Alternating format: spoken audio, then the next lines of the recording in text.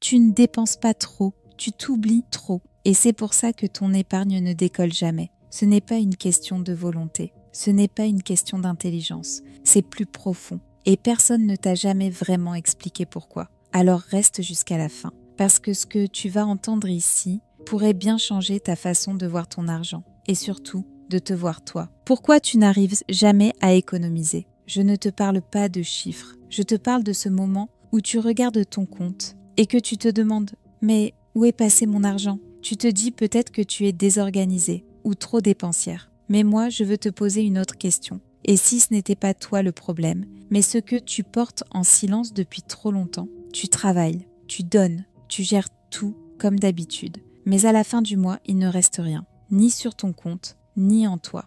Tu sais ce qu'on te répète depuis toujours? Il faut économiser, comme si c'était juste une question de volonté, comme si épargner, c'était juste mettre de l'argent de côté. Mais toi, tu mets déjà beaucoup de choses de côté, non? Ton envie de souffler, tes besoins, ta fatigue. Alors dis-moi franchement, comment tu veux garder de l'argent quand tu ne gardes même pas un moment pour respirer? Tu dépenses vraiment trop? Ou tu dépenses pour tenir debout, pour compenser, pour ne pas exploser? Et tu sais quoi? C'est pas une faiblesse, c'est une stratégie de survie. Le souci, c'est qu'à force de survivre, tu n'as plus d'espace pour vivre. Ton épargne n'est pas vide parce que tu es incapable. Elle est vide parce que tu es épuisé. Et si on changeait la question, au lieu de « pourquoi je n'y arrive pas ?», demande-toi « qu'est-ce que je cherche à combler quand je dépense ?» Prends une minute, ferme les yeux si tu veux et pose-toi cette question. Pas pour te juger, juste pour te comprendre. Tu veux savoir ce qui sabote ton épargne depuis des années ?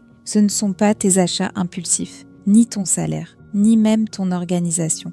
C'est une petite voix, installée là depuis longtemps, qui te dit « tu ne sais pas gérer, tu n'es pas sérieuse, tu n'y arriveras jamais ». Tu l'as entendue combien de fois, cette voix, de la part de ta famille, de ton ex, de la société tout simplement? Ces phrases, à force d'être répétées, elles se transforment en vérité. Mais laisse-moi te dire une chose, ce n'est pas parce qu'on t'a toujours dit ça que c'est vrai. Tu n'es pas mauvaise avec l'argent, tu as juste appris à t'oublier, à t'effacer pour ne pas déranger, à dépenser pour ne pas sentir, à survivre sans jamais te poser la question « et moi là-dedans ?» Et maintenant je te la pose. Toi là-dedans, tu veux quelle place?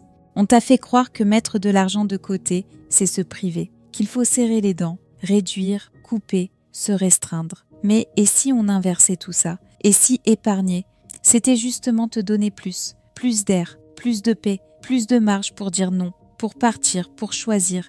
Imagine une épargne, même petite, qui ne sert pas à acheter quelque chose, mais à te protéger. Pas besoin de 10 astuces de comptable. Commence juste par un geste, un virement automatique de 5 €, un billet que tu ne touches pas, un non à une dépense qui ne te respecte pas. Ce n'est pas l'argent en soi qui change ta vie, c'est ce qu'il représente pour toi, ta sécurité, ton espace, ton droit de respirer. Tu veux économiser? Commence par te traiter comme quelqu'un qui mérite d'être protégé. Et chaque euro mis de côté deviendra une preuve de ça. Tu dis que tu veux économiser, mais chaque mois tu recommences. Tu donnes à tout le monde. Tu dis oui à ce qui t'épuise. Tu dépenses pour oublier que tu t'es encore mise de côté. Alors je te pose une dernière question. Pas pour te blesser, mais pour te réveiller. Jusqu'à quand tu vas te trahir pour 20 minutes de soulagement? Jusqu'à quand tu vas appeler vie cette course sans pause, sans marge, sans respect? Tu n'as pas besoin d'un miracle. Tu as besoin de faire un choix. Pas grand, pas parfait, juste vrai. Commence avec 5 €. Commence avec un non. Commence avec toi. Et si tu n'as jamais entendu ça de personne, alors entends-le aujourd'hui. Tu n'es pas faite pour survivre. Tu es faite pour exister, pour respirer, pour décider. Ton argent ne changera pas si ta façon de te traiter reste la même. Tu veux économiser? Commence par te respecter. Si ce message t'a réveillé, partage cette vidéo avec une femme qui mérite de reprendre sa place. Et abonne-toi pour continuer à reconstruire ton argent et toi-même.